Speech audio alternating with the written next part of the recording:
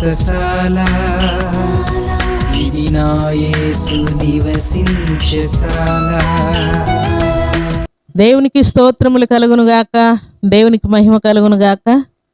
సర్వశక్తిమంతుడైనటువంటి దేవాతి దేవుడు మనలందరినీ ప్రేమించి సజీవులుగా ఉంచి గడిచిన జనవరి మాసం అంతా కూడా ఆయన రెక్కల నీళ్ళు మనల్ని కాపాడి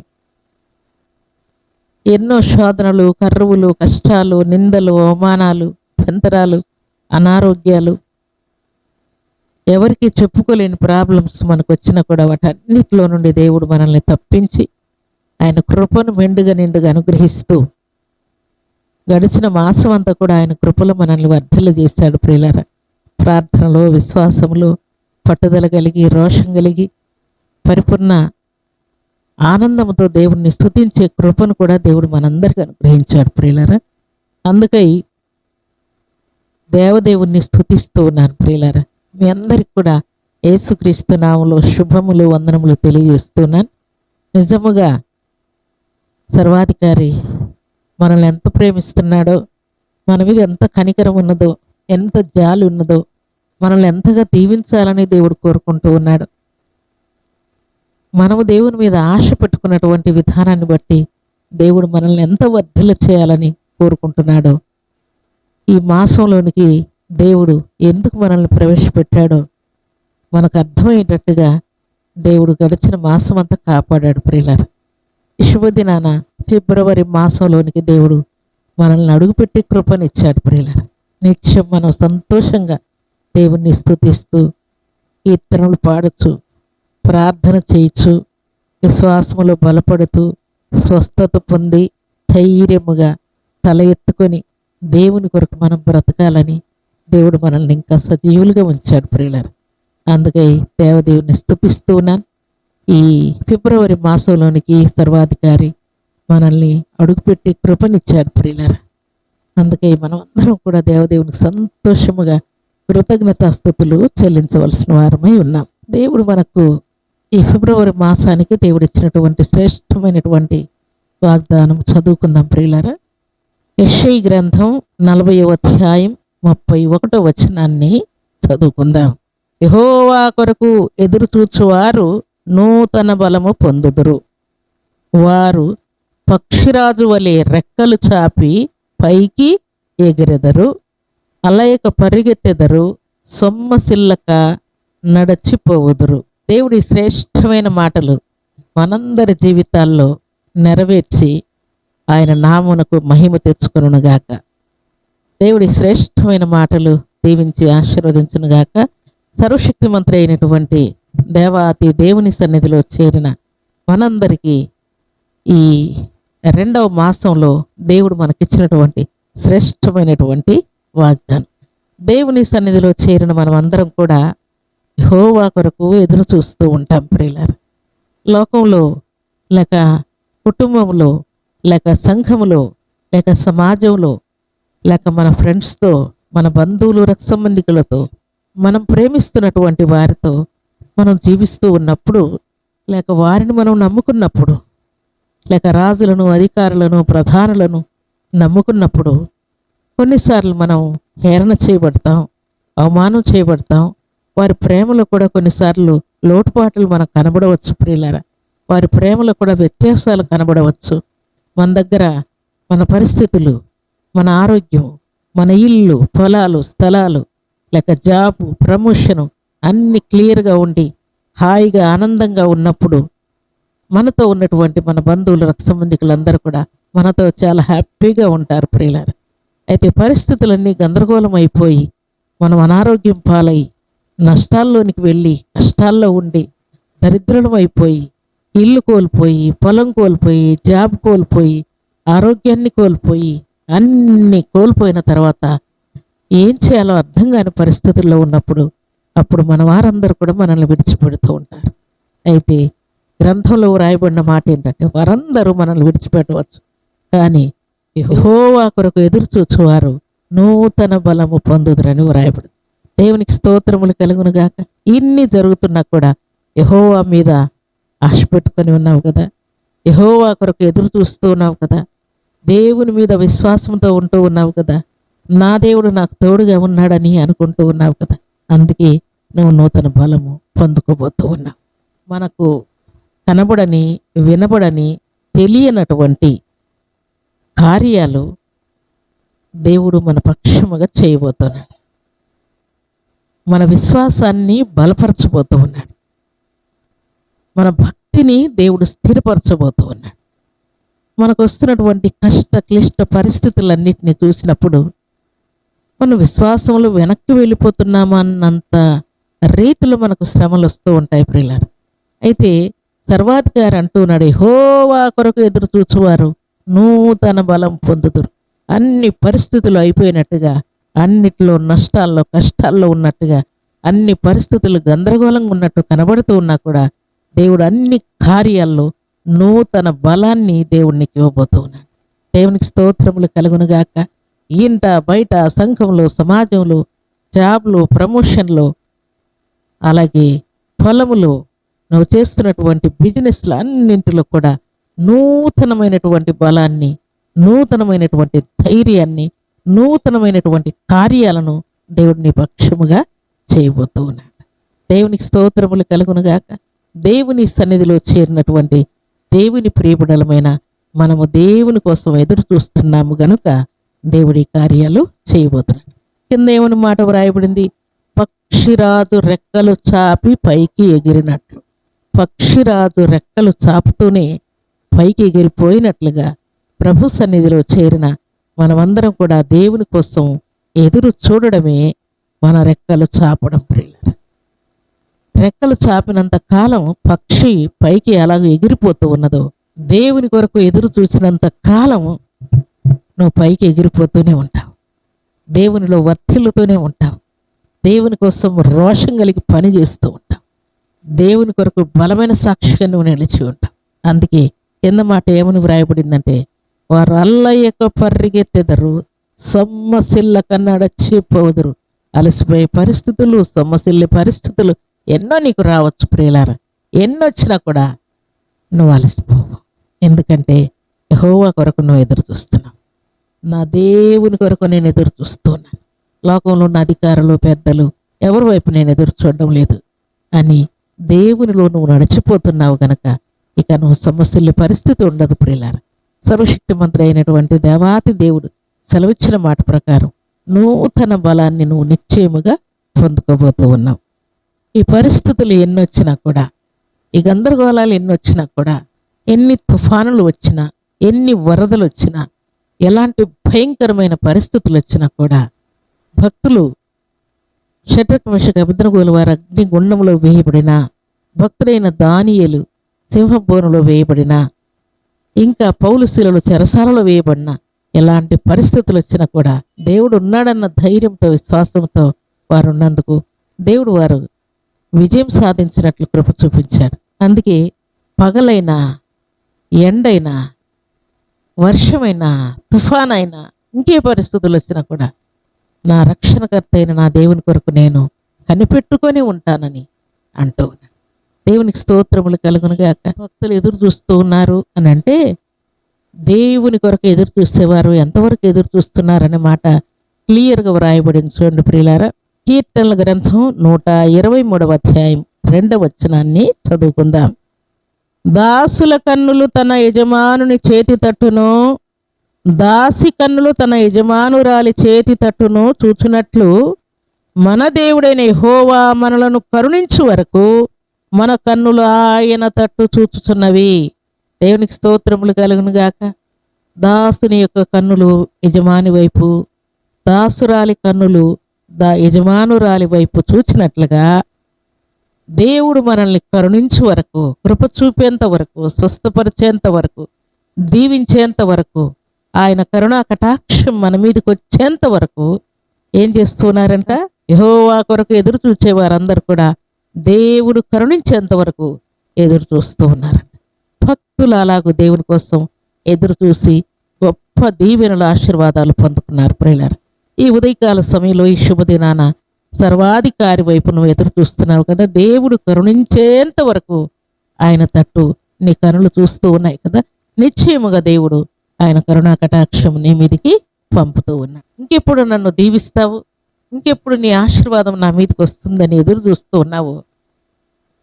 దేనికోసం నువ్వు ఎదురు చూస్తున్నావో దాన్ని దేవుడు క్లియర్ చేయబోతూ ఉన్నాడు. ప్రియులారా, ఈ శుభదినాన సర్వశక్తిమంతుడు అయినటువంటి దేవాది దేవుడు నిన్ను కరుణించబోతున్నాడని ఈ లేఖనం ద్వారా దేవుడు మనతో మాట్లాడుతున్నాడు.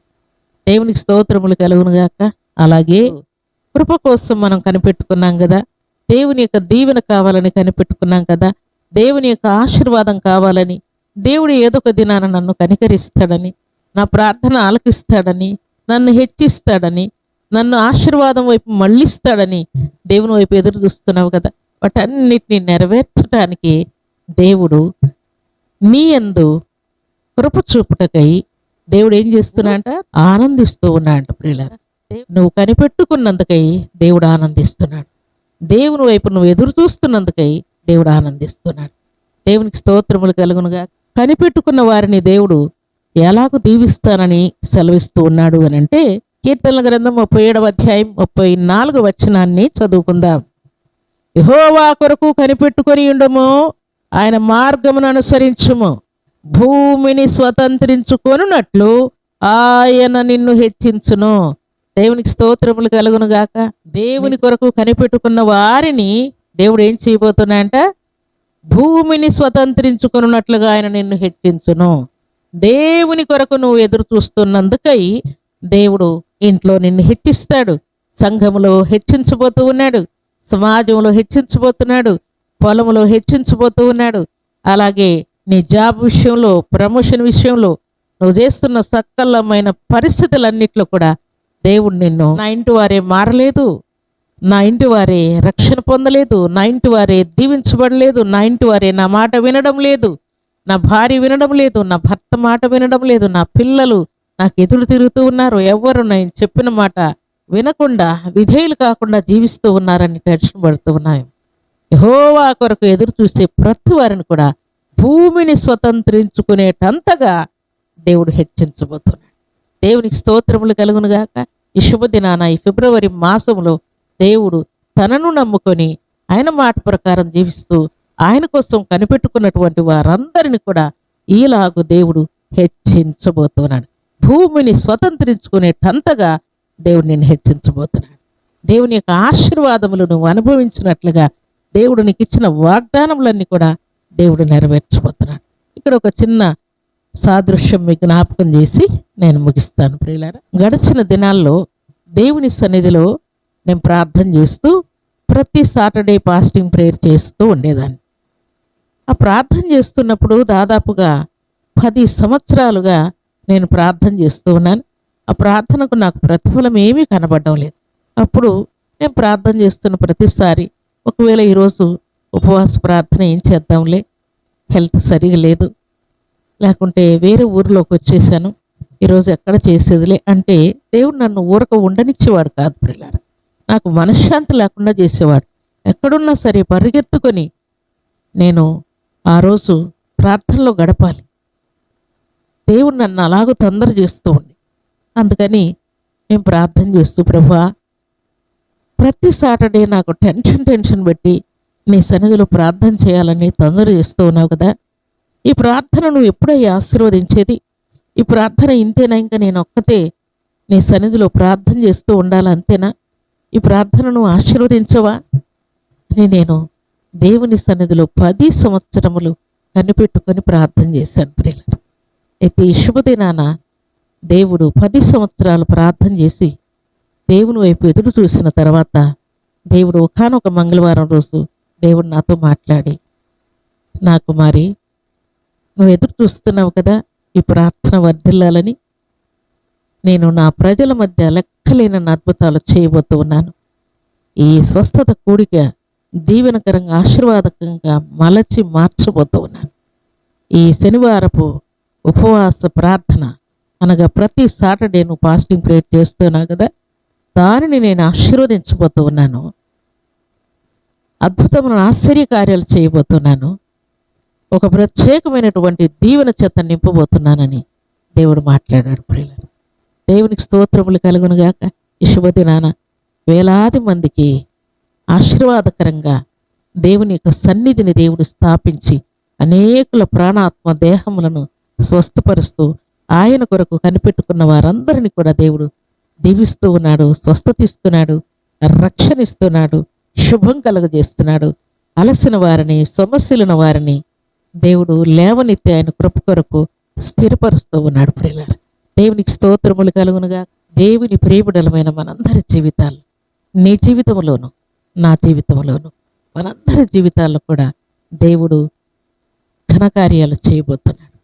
నువ్వు సమస్యలను ప్రతిసారి కూడా దేవుడు నిన్ను పరిగెత్తే కృపనిస్తూ ఉన్నాడు, నడిపించే కృపనిస్తున్నాడు, హెచ్చించే కృపనిస్తూ ఉన్నాడు. దేవుడు నీకు తోడైన్నాడని రుజువయ్యేటట్టుగా ఆయన కృపనిస్తూ ఉన్నాడు. దేవుని కొరకు నువ్వు కనిపెట్టుకున్నావు అన్నావు కదా, ఏదో ఒక దినాన దేవుడు నన్ను ఆశీర్వదిస్తాడు. ఉద్యోగ విషయంలో కూడా దేవుని కోసం ఎదురు చూస్తున్నావు కదా, దేవుడు నిన్ను హెచ్చించబోతూ ఉన్నాడు. మ్యారేజ్ కాలేదని ఎదురు చూస్తున్నావు కదా, ఎన్నో నిందల అవమానాలు భరిస్తున్నానని బాధపడుతున్నావు కదా, అయినా కూడా నిందలు భరిస్తూ కూడా దేవుని కోసం ఎదురు చూస్తున్నావు కదా. అందుకే దేవుడు నిన్ను భూమిని స్వతంత్రించుకునేటంతగా నేను హెచ్చించబోతూ ఉన్నాను.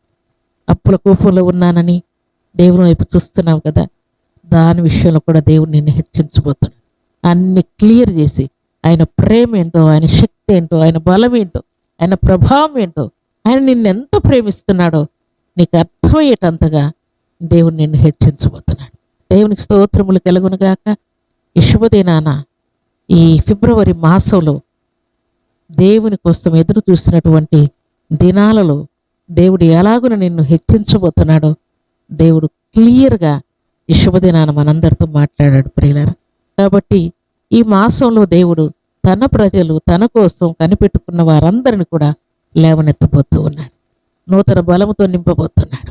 సమస్యలను వారిని, అలసిన వారందరిని కూడా దేవుడు ఆశీర్వదించబోతూ ఉన్నాడు ప్రియులారా. అలాగూ దేవుడు నిన్ను, నీ కుటుంబాన్ని, నీ సంఘాన్ని, నీకు అప్పగించిన ప్రతి పనిని కూడా దేవుడు నూతన బలముతో నింపబోతున్నాడు. ఆయన కృపను మెండుగా నిండుగా నీకు అనుగ్రహించి నీ యందు దేవుడు ఆనందించాలని దేవుడు కోరుకుంటూ ఉన్నాడు. అలాంటి కృపా భాగ్యం సర్వశక్తిమంతుడు అయినటువంటి దేవాది దేవుడు సర్వసమృద్ధిగా నీకు, నీ కుటుంబానికి, నీ సంఘానికి అనుగ్రహించి ఆశీర్వదించునుగాక. ఆమేన్. ప్రార్థన చేసుకుందాం. భూమి ఆకాశములను కలుగు చేసిన మా తండ్రి, మీకు కృతజ్ఞతాస్తుతి స్తోత్రములు చెల్లిస్తున్నాను. మీరు ఇచ్చిన మాట ప్రకారం యెహోవా కొరకు ఎదురు చూచువారు నూతన బలము పొందుదురు అని మీరు సెలవిచ్చారు. ఈ మాటలు మీ బిడ్డల జీవితాలకు దీవెనకరంగా, ఆశీర్వాదకరముగా ఉండునుగాక. మీకు స్తోత్రాలు. మీ బిడ్డలు నూతన బలము పొందుదురుగాక. మీకు స్తోత్రాలు తండ్రి. మీ బిడ్డలు మీకోసం ఎదురు చూస్తున్నటువంటి సమస్త పరిస్థితుల్లో మీ బిడ్డల్ని మీరు నూతన బలముతో నింపినందుకు స్తోత్రాలు. మీ బిడ్డలను ఆశీర్వదించినందుకు స్తోత్రాలు. ధైర్యముగా తల ఎత్తుకుని కృపనిచ్చినందుకు స్తోత్రాలు. మీ బిడ్డల్ని హెచ్చించినందుకు మీకు స్తోత్రాలు తండ్రి. పరిశుద్ధమైన మీ సన్నిధిలో చేరి నాయన ఈ మాటలు విని ప్రార్థనలు ఏకీభవించిన బిడ్డలందరికీ నూతన బలం అనుగ్రహించబడునుగాక. నా యేసురక్షకుడా, మీ బిడ్డల ప్రాణాత్మ దేహములు తెప్పరిల్లునుగాక. మీ బిడ్డలకి ఈ మాటలు దీవెనకరంగా ఉండునుగాక. ఈ ప్రార్థనలో ఏకీభవించిన బిడ్డలందరూ కూడా మీ ఆశీర్వాదములు అనుభవించుదురుగాక. వారి కొరతలన్నీ తీర్చబడునుగాక. దరిద్రత కొట్టివేయబడునుగాక. రోగముల నుండి విడుదల పొందుదురుగాక. మీకు స్తోత్రాలు. విద్య, బుద్ధి, ఉద్యోగం, ప్రమోషన్ క్లియర్ అయిపోవునుగాక. వారి జీవితాల్లో నూతనమైన కార్యములు జరుగునుగాక. మీకు స్తోత్రాలు. యవ్వన బిడ్డల వివాహాల కోసం ప్రార్థిస్తున్నాను. కుమార్తెలకు మంచి భర్తలను, కుమారులకు మంచి భార్యలను సిద్ధపరిచి అపవాది కలిగించి ప్రతి ఆటంకం యేసుక్రీస్తు నామములో తొలగిపోవునుగాక. కార్యానుకూలమైన మంచి సమయం మీ బిడ్డలకు ప్రాప్తించునుగాక. మీకు స్తోత్రాలు తండ్రి. అలాగ ప్రాముఖ్యముగా మీ బిడ్డలు పాపం నుండి, శాపం నుండి, మరణము నుండి తప్పించబడి మీకు ఇష్టల యోగ్యులై బ్రతుకుదురుగాక. మీకు స్తోత్రాలు తండ్రి.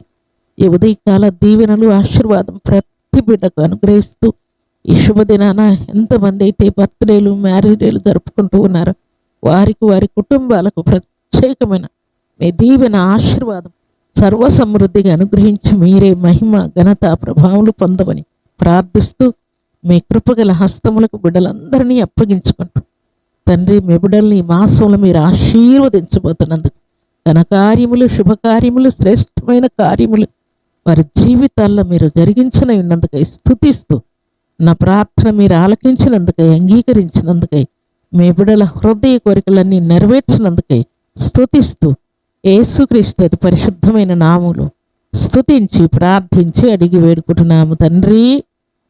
ఆమేన్.